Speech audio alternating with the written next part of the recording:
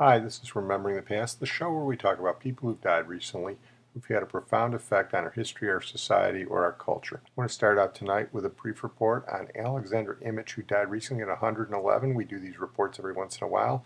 He was the verifiable oldest living man in the world at 111. He was a nice Jewish boy born in Poland. He fought the Bolsheviks in World War I, and he fled the Nazis in 1939.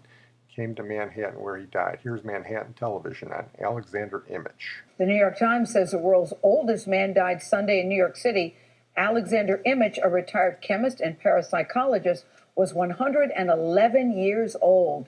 Imich says he lived so long because he and his wife, who died back in 1986, never had children. People also said that knew him. It was his deep sense of curiosity. He kept his mind very sharp, even without kids. Well, I'll let you draw your own conclusions on that cause and effect. The oldest living man in the world now is Sakari Momoi in Japan, who was born one day after Alexander Imich, and there are about 8 older women, and I don't know how many had children and how many didn't. We're going to move on now to Don Zimmer, who died recently at the age of 83, and Don Zimmer was like the Zelig of baseball. He kept showing up everywhere. He spent 66 years in the game, and he was associated with everybody from Jackie Robinson, who he played with the Brooklyn Dodgers, to Derek Jeter, who was a coach for with the Yankees. I'm not sure there's anybody else in baseball who can make the claim that they were in uniform with those two baseball immortals. Came out of Cincinnati Western Hills High School, same high school Pete Rose came out of. Also, by the way, same high school that Rosemary Clooney and Doris Day came out of. He's a great football player, helped his team win the state title in 1948 and got a bunch of college scholarships,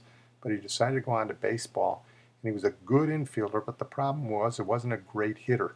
So he wound up being a utility infielder, played for the Dodgers, and he played behind their great players like Pee Wee Reese and Junior Gilliam. He was on the Dodger team that won the World Series in 1955. He moved out with the Dodgers to L.A., played with Sandy Koufax early in his career, and was on the Dodger team that beat the White Sox in '59, and eventually he made his way out to the Cubs. I remember him as a little boy when he was playing for the Cubs, but they ultimately got rid of him because they had a better second baseman coming up, a guy named Kenny Hubbs. Ironically, Hubbs died in a plane crash after a great start to his career. Zimmer went to the Mets, so he played for Casey Stengel for a while. Then he became a coach a little later on. He was the manager of the Red Sox in the mid-'70s when they had some really good teams, including the 1978 team that lost to the Yankees in a one-game playoff, the famous Bucky Dent game. One of his pitchers was a wacky southpaw named Bill Lee, who gave Zimmer the nickname Gerbil. He was also called Popeye for his forearms and his bald head. He was the manager of the Cubs when they made the playoffs in 1989, but he was best known as being a bench coach for Joe Torre and the great Yankee teams of the 90s. And he ended up his career with the Devil Rays. Here's a Tampa Bay television report on baseball lifer Don Zimmer. It's not for a star pitcher, not a home run hitter. No, the roar filling Tropicana Field on opening day 2014 was for the Rays' senior baseball advisor. It was the start of Don Zimmer's 66th season in professional baseball. I'm the luckiest guy in the world. We've been on some ride. We've been everywhere. Starting in 1949 with the Brooklyn Dodgers, Popeye played 12 smiling seasons in the big leagues. I'm very proud of playing with the Brooklyn Dodgers and Jackie Robinson and Newcomb and Campanella, Pee Wee Reese. To think that I played with those guys, like I say, I'm the luckiest man in the world. After 2 World Series wins, he moved on to manage clubs for another 13 years. His style in the dugout, happy, direct, authentic.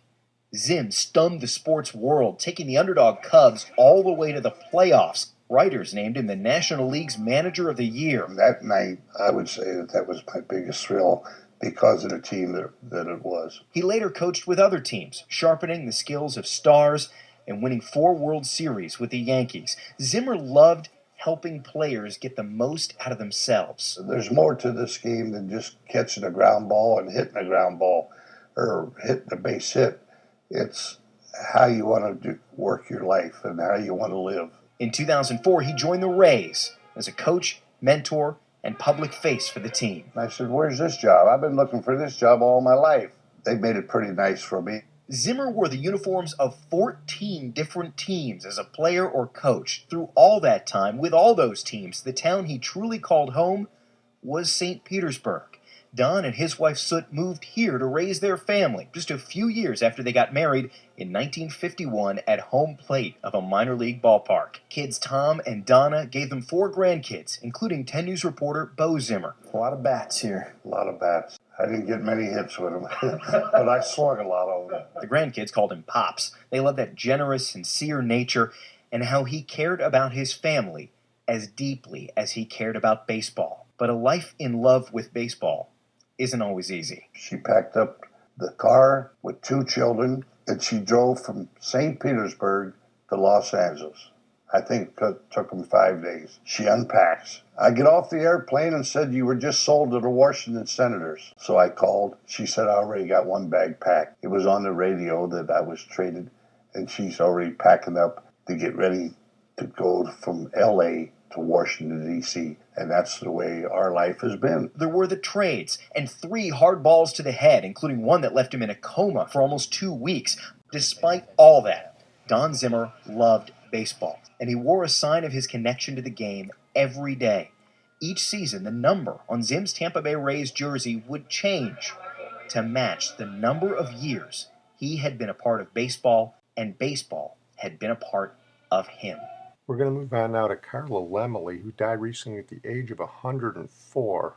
And I was mistaken a couple of weeks back when I said that Mickey Rooney was probably the only Hollywood personage whose career spanned 10 decades, because Carla Laemmle's career also spanned 10 decades. She actually antedated Mickey Rooney in the silence. She just didn't have the career he had, and for many years she didn't work.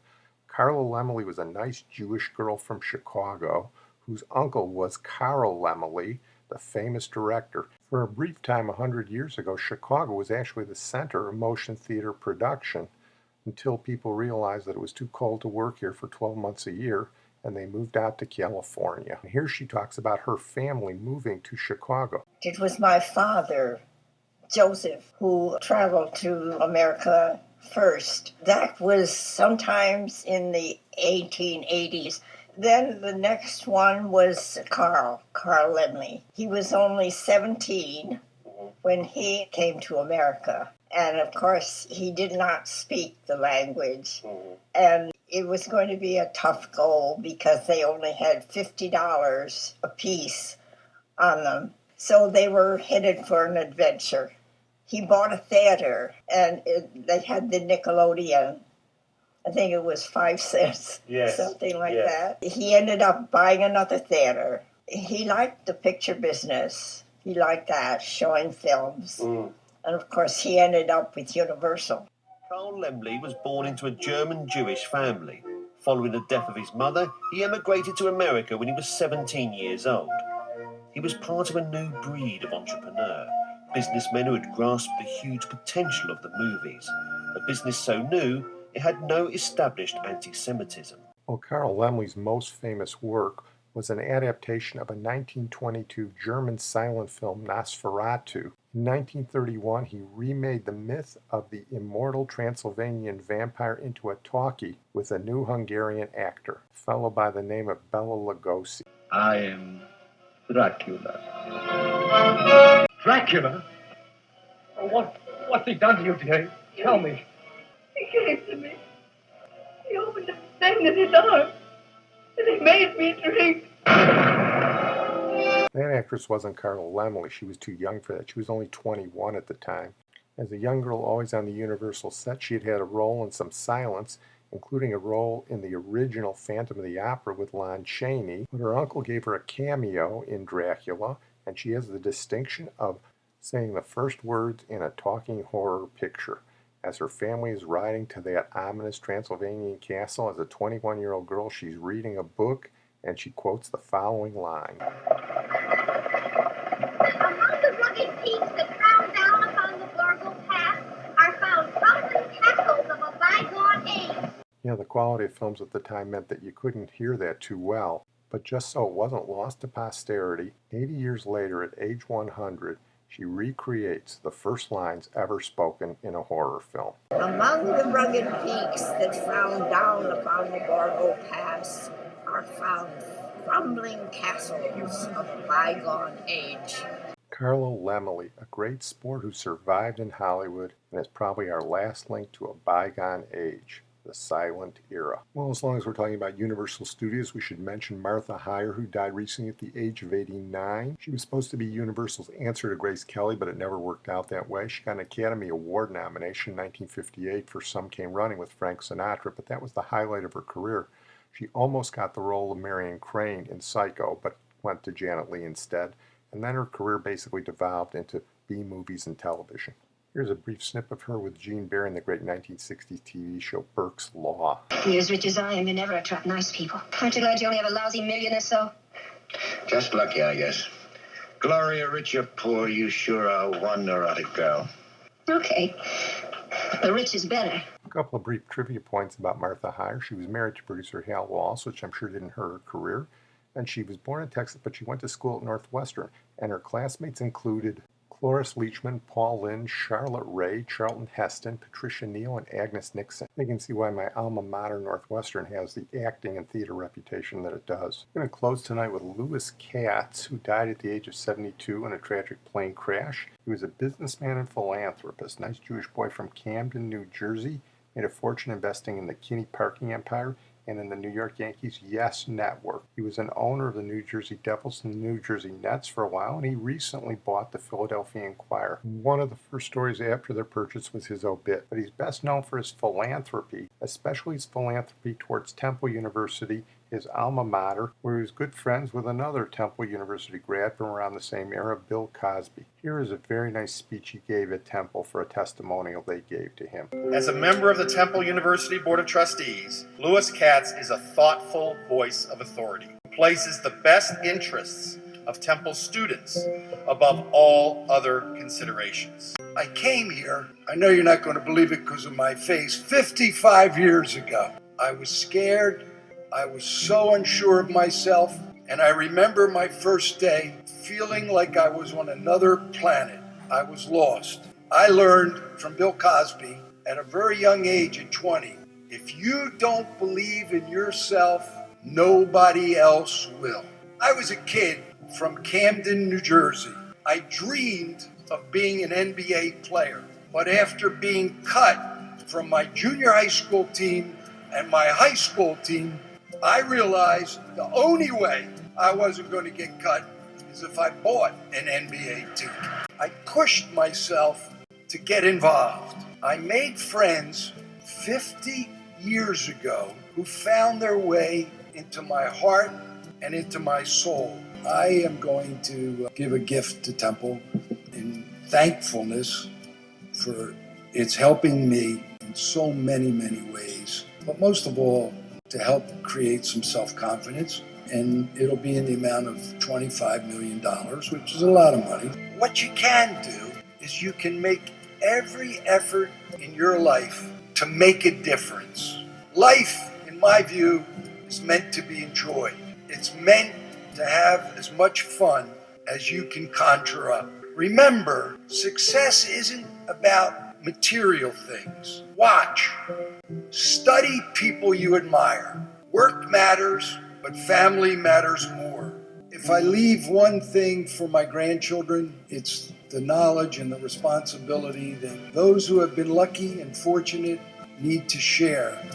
Hope, it keeps us going. Work gives life meaning.